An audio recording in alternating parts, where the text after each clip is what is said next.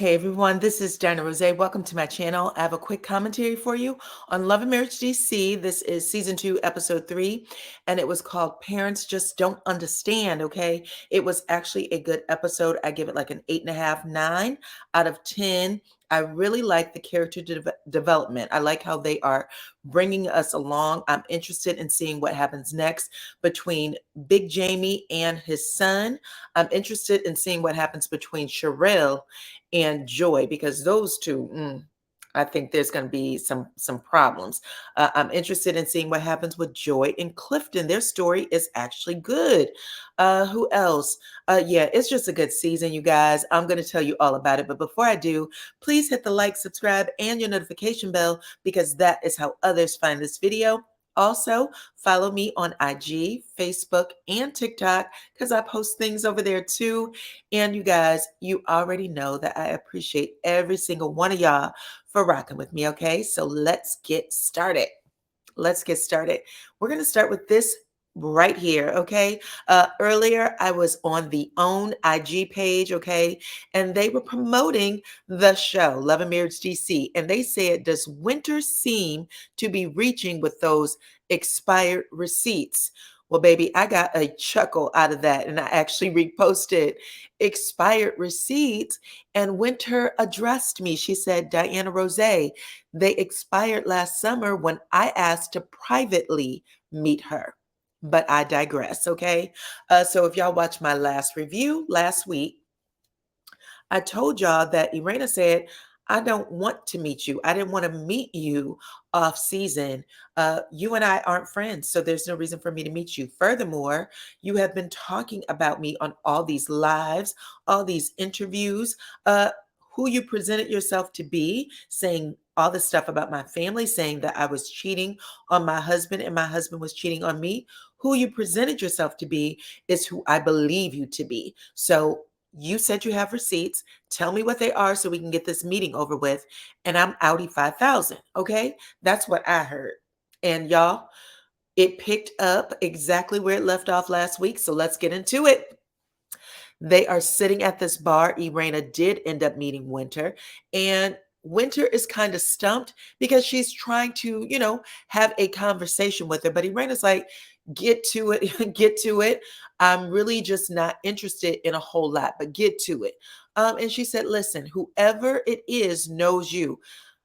Irena said, they don't know me. I promise you, they don't know me. But she said, well, that's what they told me. Okay. And they allege that you and your husband institutionalized your son, put him in a school for a blind, kept him there until he aged out so that the two of you could run the streets. And then when he aged out and he was at home, that's when you brought your mama in to take care of him so that you guys could continue to run the streets. Irena said, I've heard this mess 2 years ago. This is not new, but I'll tell you what is. If you were truly my friend, if you truly wanted to get to know me, then that garbage wouldn't still be on your phone. You would have deleted it and you would have told whoever sent it to you to stop sending it to you. She said, DC is small and you know how this city is. They'll talk about you whether you're doing good or you're doing bad. So you were just being an ish starter, okay? And now that we've got that squared away, what else is there? Uh, Winter said, listen, I don't even know where to take this. You were threatening me at last year. She said, threatening you how? Threatening you how? Tell me what I said. Read the threat. The threat was, don't let me catch you in these streets. I guess this is when she sent her the first set of receipts. Don't let me catch you on these streets or I'm going to put you on mute. She said, that's not a threat, girl. That could have meant any number of things. That's not physical harm. And she said, but I'll tell you this. I don't want to be your friend. I'm not interested in it. Not now, not ever. Keep my name out your mouth, my family's name. Keep my kids' name out your mouth. At this point, everyone in the restaurant is staring at them. Irena stands up. She walks out. Winter is sitting there like, what the hell just happened? I was trying to extend an olive branch. I don't have anything against this woman. I just wanted her to know what was being said. But she knows now that Irena is not playing any games. She doesn't want to be her friend. So it's going to be interesting. Now, I told y'all last week that Winter was making a song called Gutter Barbies that is against, Irena and and Ashley. So I don't know, y'all, but we'll see. We'll see how this plays out. Let's get to the next scene. It is Ashley and her mama, and they look exactly alike. Very beautiful women. Uh, Ashley's mom is 62, and Ashley came back to her old neighborhood, her old childhood home. Even though she's had interactions with her mother does have a relationship with her children. Ashley said she hasn't been to her childhood home in 20 years, y'all. When she walked into the house, I guess it must have felt like a museum of some sort. She's looking at all the pictures on the wall. Everything is exactly where they left it. Her mother is happy to see her, gives her a hug and a kiss. And she was like, "Sit down, girl, so I can make you something to eat." She knows why she's there, so they get into it. Ashley says, "I have this book coming out, Ma, and I'm going to be talking about our relationship, what happened to me when I was 16. And I just wanted to bring it to you, see what you had to say about it, see if you wanted to, take accountability." Ashley's mother said, "Accountability for what?" Okay. Irena, or excuse me, not Irena, Ashley, "I don't agree with the things you are saying." Uh, Ashley said, "You left me when I was 16. You went to live with your boyfriend. I never saw you after that. Like I was in a house by myself trying to figure things out." Um, Ashley's mom said, "Girl, you were a grown woman at 16. Yikes, y'all. Who does that?" But she was so in love, she just, who knows? I don't even know if it's love at this point. What do you call it when a woman abandons her children for a relationship? Ashley said that her mama stayed with that boyfriend until Ashley had her own babies. And then her mother wanted a relationship with her grandchildren. And that's when he left her, because that's not what he wanted. He didn't want any kids to be around, even her kids. After all those years, he was able to pack up his bags and go because this woman wanted a relationship with her grandchildren. And you would think that that would put her in a different state of mind, like maybe I did make a mistake. But it did not, y'all. She still denied it all the way through. At one point she said, "Ashley, you got to get over that. That's in the past. But what I can tell you is that I did take care of you, and I'm sorry you feel that way, because God knows the truth." God knows the truth. Anyways, they kind of went like this in a circle for a minute. Ashley said, "All I ever wanted from you was an apology." But at this point, these two women are dealing very much with their own trauma, and they can't see the others for nothing. They can't see the other person's trauma for nothing. Okay. And that's pretty much how it ends. Um, it's just sad. You can both have the same experience.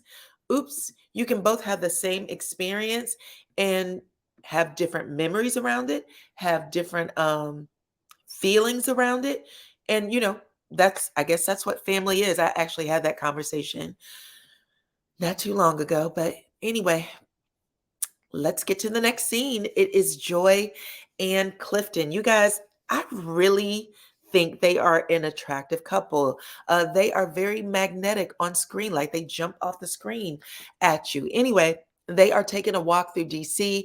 They're going to a fragrance and oil place so that, Cliff can I shouldn't call him Clifton. Clifton can find some new fragrances for his beard oil. He's about to, release his product line.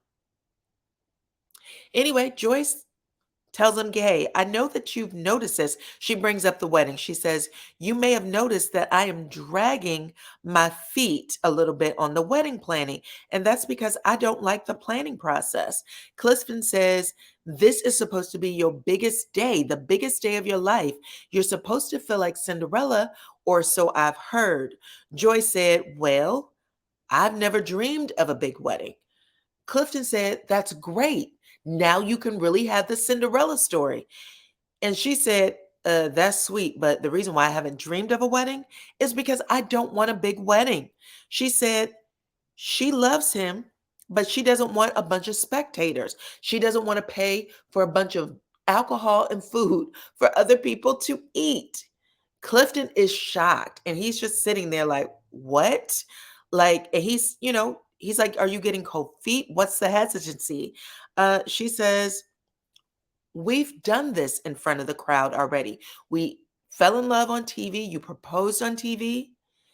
I want something that is just for us. Clifton says, I understand what you're saying, but I kind of do want the Cinderella story. And baby, when I say that is the best storyline ever, look at Clifton. He's this big guy, right? Big, beautiful guy, like a man's man, right? And he wants the Cinderella story. And that just puts things in perspective. We always think that girls are fed the Cinderella story, but men are fed the same thing. They are fed the same thing. He wants to get up on that podium. He wants to put that ring on her finger and he wants to claim her in front of the world. And that says something. And I'm glad that we get to see this play out. But anyway, he said, I kind of do want the story. And he also said he understands her hesitancy, but he feels like he's going to be robbing people of their Black love story. He said, people have followed us, people have rooted for us. Our families want to see us together. And he wants her to rethink all of this. Yeah. She said that she will, but we will see. Because you could tell that she was really disappointed when he told her, I kind of do. She was like, oh man. I think she was hoping that he felt the same way, like, oh yeah, let's do this just between us now. But when she realized that she wasn't getting that, you can tell she was disappointed. So you guys let me know what y'all think about that in the comments. All right, let's talk about the next scene. DJ Quicksilver calls Ashley's best friend, Alicia, to say, hey, Alicia, this is what's going on with Ashley's birthday planning. So he's doing a surprise party. And he said, I want to make sure that you have everything on point, all the things you're supposed to do. And she's like, I do. And he said, I also want to make sure that you are on time because you have a tendency to be late. Be on time. This is a surprise party. Alicia said everything will go cool. Okay. She was like, is there anything else? Because I'm in front of your house right now. And I don't want your wife looking out the window and asking me what was I doing on the phone. So he's like, okay, cool. And then Alicia makes her way inside. Now, when she gets in there, of course, they rehash everything that happened between Ashley and her mother. And Ashley said, I can't imagine my kids telling me that I did something and me saying that their feelings or their story didn't matter to them, okay? Or didn't matter to her. Alicia says, how your mother feels is her business. All you can do is share your story. You can't worry about how she feels. You can't control how she thinks or feels. And then that's pretty much it because, it was just a rehashing. Ashley says that her birthday's coming up and she wants to toast to the last 24 years of their friendship. Okay. And that's how that scene ends. And next up, we have Irena and Jamie. And y'all, they are getting ready at home. Irena says she's getting ready to do her morning run. And she said that since Jamie has retired and been home, all he wants to do is be up under her. If she goes running, he wants to go running. He wants to do lunch every day, Taco Tuesday, you name it. And she said, I run businesses with an S. And I want my me time back. She said, this man got to get a job or find something else to do because I cannot be his entertainment. In confessional, Jamie says being retired is the best thing that has ever happened. And he is loving being at home with his wife. Okay. He was like, we figure out something to do every single day and he doesn't want to change it for anything. Okay.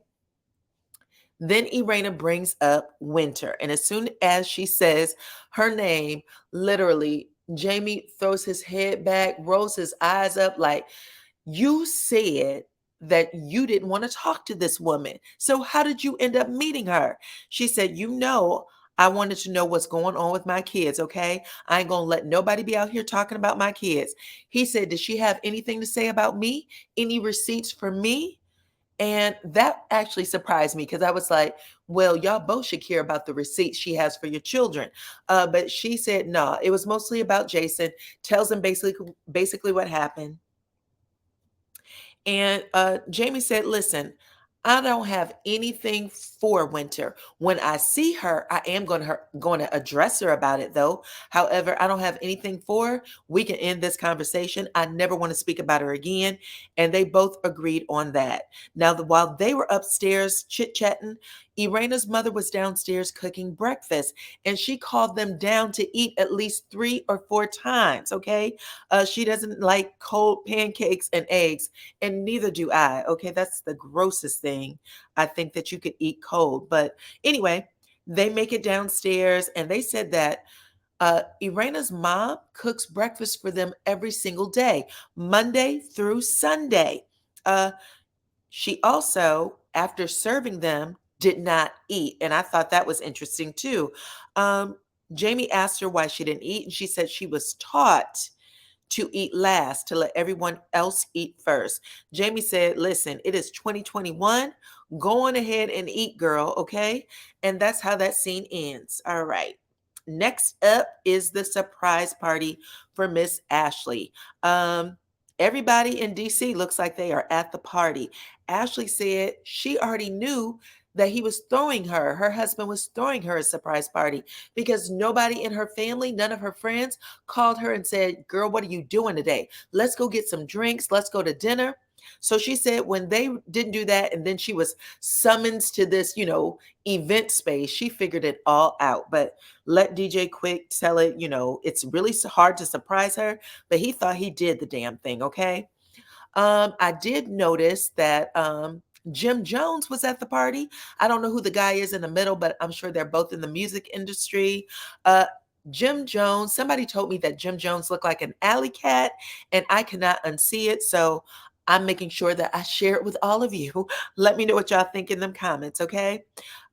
Somewhere in the party, Ashley's assistant pulled Quicksilver aside to let her know that she just got a call from Alicia, Ashley's best friend, telling her that she had gotten into a car accident. Her car was totaled. Whoever it was that hit her, like crashed into her. And when she tried to pull over to the side of the road, she said that they tried to run her off the road. The assistant said that Alicia was fine, but she was doing a lot of crying. She was in shock. DJ Silva said, please do not tell Ashley. If she is fine, then we're just going to let her enjoy herself at the party, and I will tell her later when we get home. DJ Silva attempted to call Alicia several times, but she would not answer the phone. He tried to ignore it and just move on with the party, okay? In the next part of the party scene, Quick and Ashley sit down with all of the friends, Jamie and Irena, and also Sherelle. I don't know why her name escapes me sometimes. Sherelle and her husband, Arnold. So they're all sitting there. And they bring up that Joy and Clifton are out of the country. But Irena says, listen, you need to check in with Joy because she felt a way about you telling her you didn't think she should be speaking to single mothers about dating. Ashley said, I receive it. Duly noted. I'll talk to her, but I don't feel like I did anything wrong. She also said that she really does like Joy. Sherelle said, listen, I like Joy too, but I noticed that she blocked me on social media. Arnold, her husband, said, yeah, she blocked me too. Then he went on to explain that Joy used to be best friends with another woman in the group that he was dating. They was in a group called Mambo Sauce together. And he said that Joy, once he split from this other woman that was her best friend and started dating Sherelle, Joy seemed to have taken it personally. And he said he'd like to know what her problem is. It's been years. He's married to Sherelle now. She shouldn't have this problem with the both of them, okay? Then we move on to Jamie. Jamie actually thanks Quicksilver. Jamie's on the other end of the table. Let me put him up. He actually thanks Quicksilver for talking to his son, little Jamie. He said, listen, everything you told him after the party, after things had got really heated, I had told him too, but he seemed to have taken it better from you. Quick said, it's not the message, it's the messenger. Irena then shares that her son has sent her some messages saying that, he was having a tough time and he was even thinking about unaliving himself. Jamie didn't take that well at all. He was like, he only tells you that stuff. He's not serious. He's spoiled and he's looking for attention. Ooh, everybody at the table was pissed pretty much. I mean, because they were shocked when she said that her son was thinking about that, but they was really shocked by how callous Jamie appeared when he said he's looking for attention. He doesn't believe it at all. He got so hyped because he had the liquor spirit in him, okay? The liquor spirit definitely activated. He was punching his fist in his hand like, listen to me. That boy is just spoiled. He is a child from the 90s who is ungrateful, who doesn't know how good he has it. And I don't believe for 1 second that he will do anything to himself. Well, that really triggered Ashley. She was like, you remind me of my mother. She used to say stuff like that to me. And I did attempt to take, things into my own hands. I ended up swallowing pills. And even long after the incident, when I had gotten past it, the memory of how I felt, wanting to unalive myself lingered on. I still had, those thoughts. Well, Jamie's was like, I'm sorry to hear that, but that's not what's happening with my son. Okay. Little Jamie is 26 years old. The last time he got arrested was in 2021. So he just need to get his mess together. Whew. Ashley said, well, I'm tired of this conversation. Okay. It's getting on my damn nerves. And she got up and walked away. And then she went to find out where her best friend was. Now, at this point, Quick has no choice but to tell her. So he takes her outside and he said, listen, she got into a car accident earlier, right before the party, actually on her way to the party. And her car was totaled, but she did speak to, I forgot the lady's name, but she spoke to your assistant and she said that she is okay. Ashley is staring at him with a whole bunch of thoughts racing through her mind. And you can tell she doesn't know what to say to him because she's in shock. But she finally ends up trying to call her best friend and it kept going to voicemail. And he was like, trust me, she's okay. And he goes, I didn't talk to her, but that's what she said. She went, if she's okay, then she would answer the phone. Quick was like, what would you like to do? You want to leave the party? Do you want, what do you want me to do? And she was like, I want you to stop talking because at this point, I need to think. Also, you don't even have any friends for real. So you don't know what I'm feeling right now. Quick was like, I do have friends. And this is just a clear sign of how hurt people hurt people. With all the stuff that Ashley said earlier about how her mother would say things to hurt her, she does the same thing. She says like crazy things in the moment. And I just thought that that was hilarious. You guys, let me know what y'all think about all of this. Please in the comment section, okay? Like I said, I really want to see where all the characters go. But like the video, subscribe to my channel, hit your notification bell, follow me on IG, TikTok, and on Facebook. And I will see you all on the next one.